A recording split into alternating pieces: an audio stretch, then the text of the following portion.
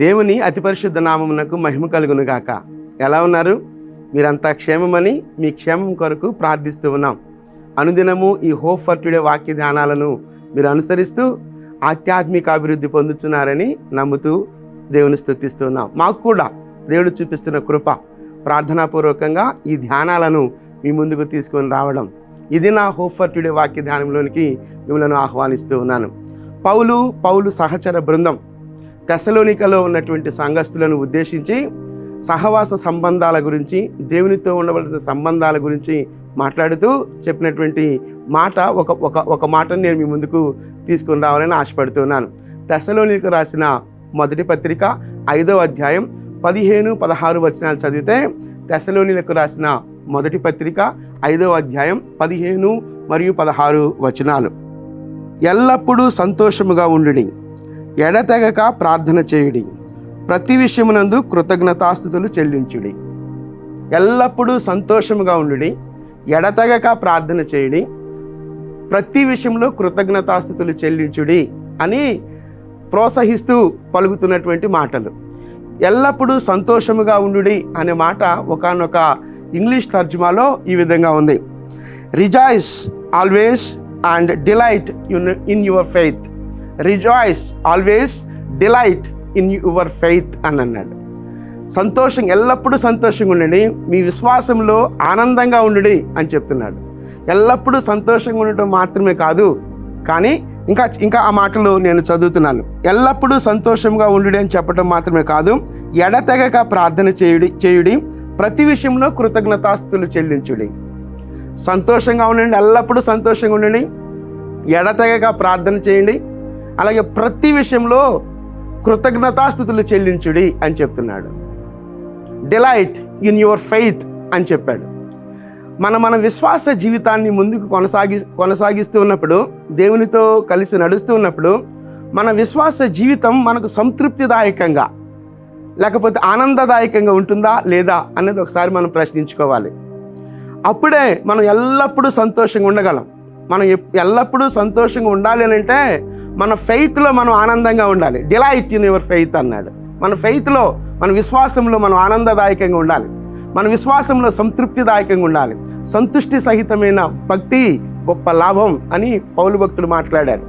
సంతుష్టి సహితమైనటువంటి భక్తి, సంతుష్టి సహితమైనటువంటి విశ్వాసం, సాటిస్ఫాక్షన్ అని అంటాడు. సంతృప్తిదాయకమైనటువంటి విశ్వాసం మనకుంటే అప్పుడు ఎల్లప్పుడూ స్తుతిస్తాం, ఎల్లప్పుడూ ప్రార్థన చేస్తాం, ఎల్లప్పుడూ సంతోషించే వారంగా ఉంటాం. కాబట్టి ఒక్కసారి మనం ఆలోచిద్దాం, మనము చేసే భక్తి లేకపోతే మన విశ్వాస జీవితం సంతృప్తిదాయకంగా ఉందా? మన విశ్వాస జీవితంలో మనం తృప్తిగా ఉంటున్నామా, సంతోషంగా ఉంటున్నామా, లేకపోతే సణుగులు సంశయాలతో మనం ముందు కొనసాగుతున్నామా? లేదు. ఎప్పటికీ మనం మన విశ్వాస జీవితంలో సంతృప్తిదాయకంగా ఉన్నప్పుడు సంతోషంగా మనం జీవించే వారంగా ఉంటాం.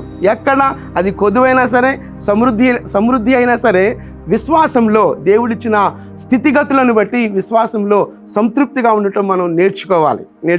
ఆ మాట నేను మరలా జ్ఞాపం చేస్తున్నాను. ఎల్లప్పుడూ సంతోషంగా ఉండి, ఎడతెగక ప్రార్థన చేయుడి. ప్రార్థన విడిచిపెట్టకూడదు. మన ప్రార్థనా జీవితం కూడా సంతృప్తిదాయకంగా ఉండాలి. ప్రార్థిస్తున్నాం, ప్రార్థనలకు సమాధానం రానప్పుడు విడిచిపెట్టేవారంగా కాక, దేవుని ఉద్దేశం ఏమై ఉన్నదో ఆ ఉద్దేశాన్ని గ్రహిస్తూ ఎడతెగక ప్రార్థించాలి. ప్రతి విషయంలో కృతజ్ఞతాస్తుతులు చెల్లించాలంటున్నాడు.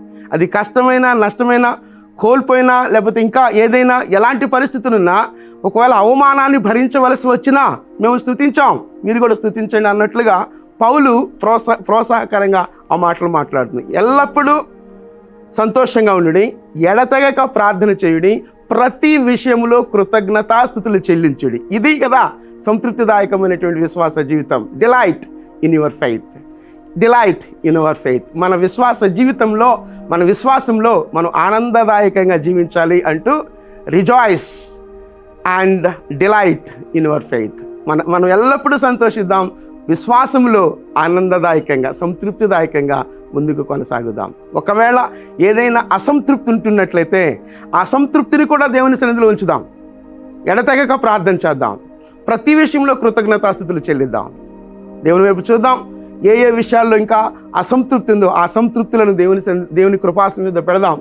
ఎక్కడ మనం కృతజ్ఞతాస్థుతులు చెల్లించలేకపోతున్నామో ఆ పరిస్థితుల్లో, ఏ పరిస్థితి ఉన్నా ఆ పరిస్థితిలో కృతజ్ఞతాస్థుతులు చెల్లిద్దాం.